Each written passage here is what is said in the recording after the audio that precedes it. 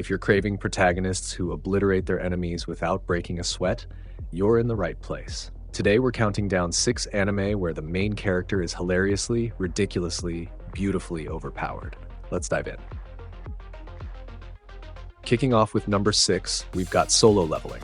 Look, Sung Jinwoo starts as the weakest hunter alive, literally called the world's weakest. He's getting his butt handed to him by low-level monsters while everyone else is out here slaying dragons. But then he gets this mysterious leveling system, and suddenly he's grinding like he discovered cheat codes for real life. Watching him go from punching bag to absolute menace is peak satisfaction. The glow-up is insane. He's summoning shadow armies, one-shotting S-rank threats, and looking cool doing it. The animation? Gorgeous. Those fight scenes hit different. Every frame drips with style. But here's the thing, the side characters are basically furniture. They exist to hype Jinwoo or get saved by him. There's no real tension because you know he's winning every fight. Still, sometimes you just want to watch someone be unstoppable, and solo leveling delivers that power fantasy flawlessly. Plus, the soundtrack goes absolutely hard during battles. If you want pure, unfiltered dominance with stunning visuals and zero guilt about how broken the MC is, this one's your jam. It's wish fulfillment done right. Sliding to number 5, let's talk Mashla, Magic and Muscles. This anime said, what if we threw a gym bro into Hogwarts? And honestly, genius. Mash Burn Dead has zero magic in a world where magic is everything, so he just works out. A lot. And somehow his biceps are stronger than everyone's spells. He's punching through magic barriers, deflecting curses with pure muscle, and treating wand duels like arm wrestling competitions. The absurdity is the whole point, and it's hilarious. Watching pompous wizards lose their minds because this guy just flexes through their ultimate attacks never gets old. It's basically One Punch Man meets Harry Potter, but with cream puffs. Yeah, MASH is obsessed with cream puffs. It's adorable and weird. The comedy lands consistently, and the show knows exactly what it is. A parody that doesn't take itself seriously. Sure, the plot is simple and the stakes feel low, but who cares when you're laughing this hard? The supporting cast is fun, the battles are creative despite being one-sided, and there's something deeply satisfying about watching magic elitists get humbled by a guy who skipped leg day. Wait, no, he didn't. Mashal skips nothing. Pure entertainment. Landing on number 4, we have Overlord. Ain's Uul Gown is what happens when your MMORPG character becomes your actual body and you're stuck role-playing as an evil undead overlord. Except he's not really evil, he's just a salaryman named Satoru panicking internally while his NPCs worship him like a god. The gap between his skeleton lord exterior and his oh crap, what do I do interior is comedy gold. He's accidentally conquering the world because he's too embarrassed to admit he has no idea what's happening. His guardians are insanely loyal, terrifyingly powerful, and totally misinterpret everything he says as genius-level strategy. Meanwhile, Ainz is just trying not to blow his cover. The power fantasy here isn't just about strength, it's about watching someone bluff their way through world domination.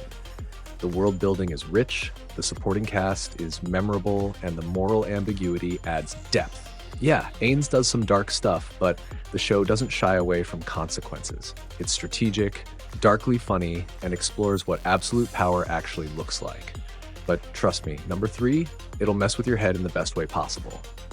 Looking at number 3, let's discuss the Eminence in Shadow. Sid Kaganu is living every Chunibyo's dream. He's actually the secret mastermind he always pretended to be. Except here's the twist. He thinks he's making everything up.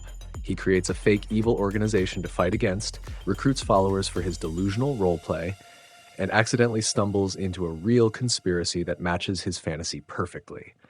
The dramatic irony is off the charts. He's out here giving dramatic speeches in his edgelord alter ego, Shadow, thinking it's all pretend, while his subordinates are taking notes and changing world history. Everyone around him thinks he's a calculating genius, but he's literally just living out his childhood fantasies. The fights are beautifully animated, the comedy is sharp, and Sid is so committed to the bit that you can't help but respect it. He'll sacrifice logic, relationships, and common sense just to look cool in the shadows. The show brilliantly balances action, humor, and this underlying satire of isekai tropes. Sid is overpowered, not just physically, but in sheer audacity. He's the protagonist who refuses to read the room because the room should be reading his script. Absolutely unhinged in the best way. Moving to number 2, we've got That Time I Got Reincarnated as a Slime. Rimuru Tempest is proof that you can be overpowered and wholesome simultaneously. Dude gets stabbed, reincarnates as a slime, and immediately starts eating everything to gain new abilities.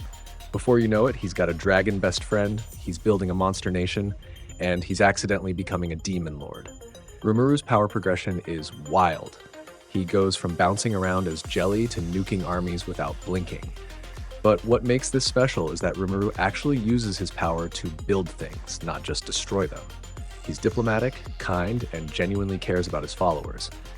That said, when you threaten his people, he will erase you and your entire bloodline from existence with zero hesitation. The contrast between his friendly negotiations and his I will end you mode is chef's. Wait, no filler words. The contrast is incredible. The world building is fantastic, the supporting cast is lovable, and watching Rimuru solve problems with creativity instead of just brute force keeps things fresh. Plus, his slime form is weirdly cute. This anime proves Overpowered doesn't mean boring if your MC has actual personality and goals beyond get stronger. And finally, claiming number 1, the king himself, One Punch Man. Saitama is the definition of overpowered. He's so strong that he ends every fight with one punch, and he's depressed about it. This man wanted to be a hero for fun, trained so hard he went bald, and now he's too powerful to enjoy battles anymore.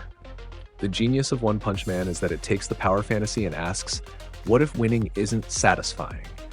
Saitama is surrounded by heroes with dramatic backstories, epic transformations, and intense battles, while he's just grocery shopping, waiting for a sale, missing fights because he's stuck in traffic.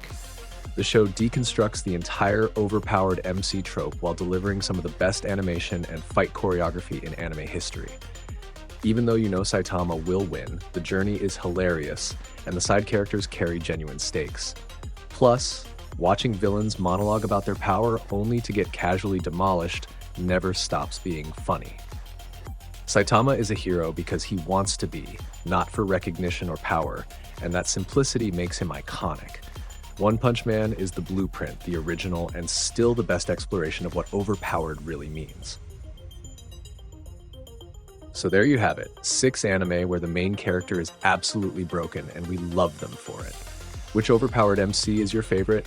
Did I miss any that deserve a spot? Drop your picks in the comments below.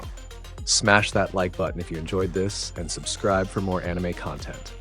Thanks for watching, and I'll catch you next time.